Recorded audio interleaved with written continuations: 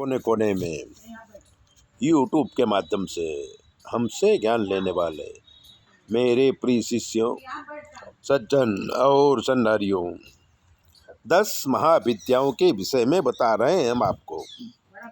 आज धूमावती देवी के विषय में बताएंगे। धूमावती देवी महाविद्याओं में 7वें स्थान पर परिगणित है।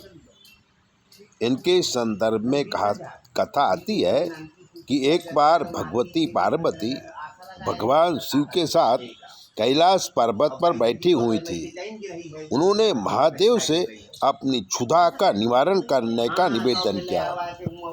कई बार मांगने पर भी जब भगवान शिव ने उस अघोर और ध्यान नहीं दिया, तब उन्होंने महादेव को ही उठाकर निगल लिया।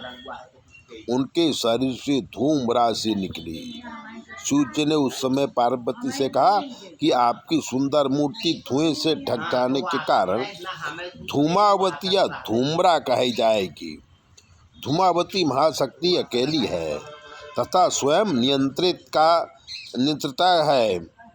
इसका कोई स्वामी नहीं है, इसलिए इसे विधवा कहा गया है।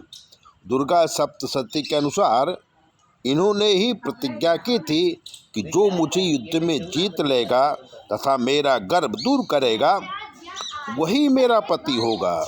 ऐसा कभी नहीं हुआ, अतः ये कुमारी हैं। ये धन या परिरहित हैं अथवा अपने पति महादेव को निकल जाने के कारण विधवा हैं। नारद पंचरात्र के अनुसार इन्होंने अपने शरीर से उग्र चंडिका को प्रकट किया था, जो सैकड़ों गीतड़ियों की तरह आवाज करने वाली थी। शिव को निगलने का तात्पर्य है कि उनके स्वामित्व का निषेध। असुरों के कच्चे मांस से इनकी अंगभूता शिवाएं तृप्त हुई। यही इनकी भूख का रहस्य है। इनके ध्यान में इन्हें विवर्ण, चंचल, काले रंग वाली, मैले कपड़े धारण करने वाली, खुले केसों वाली, विधवा काकत ध्वज वाले, रथ पर आरूढ़, हाथ में सूप धारण किए, सूप प्यास से व्याकुल तथा निर्मम आंखों वाली बताया गया है।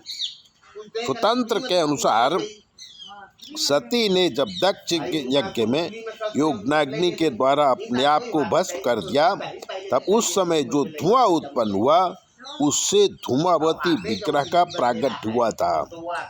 धूमावती की उपासना विपत्ति नाश, रोग निवारण, युद्ध जय, उच्चाटन तथा मारण आदि के लिए की जाती है। शाक्त प्रमोद में कहा गया है कि इनके उपासक पर दुष्ट विचार का प्रभाव नहीं पड़ता है। संसार में रोग दुख के कारण 4 देवता हैं: ज्वर, उन्माद तथा दाह।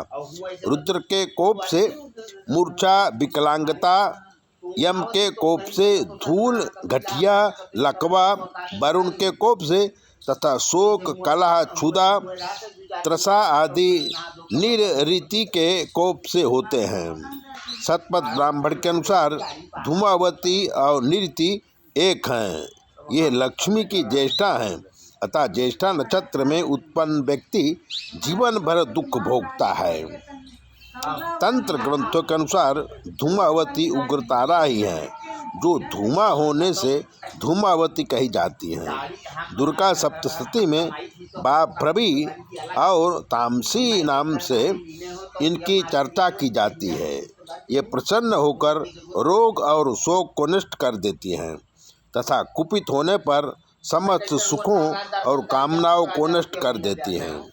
इनकी शरणागति से विपत्ति नाश तथा संपन्नता प्राप्त होती है। ऋग्वेदोक्त राक्तिसूत्र में इन्हें सुतरा कहा गया है। सुतरा का अर्थ सुखपूर्वक तारने योग्य है। तारा या तारिणी को इनका पूर्व रूप बतलाया गया है। इसलिए आगमों में इन्हें अभाव और संकट को दूर कर सुख प्रदान करने वाली भूति कहा गया है। धूमावती स्थित प्रज्ञाता की प्रतीक है। इनका काकध्वज वासनाग्रस्त मन है, जो निरंतर अतृप्त रहता है। जीव की दीनावस्था, भूख, प्यास, कलह, दरिद्रता आदि इनकी क्रियाएं हैं। अर्थात वेद की शब्दावली में धूमावती कद्रु हैं तो वृतासुर आदि को पैदा करती हैं। ऐसे हैं हमारी देवियाँ। तो हमारा काम ज्योतिष का है। अगर आप अपनी ज्योतिष दिखाना चाहते हैं 9825200108 पर फ़ोन कर लीजिए और आपके सारी बातें हम आपको बताएंगे। ज्योतिष के लिए फ़ोन करिए 9825200108।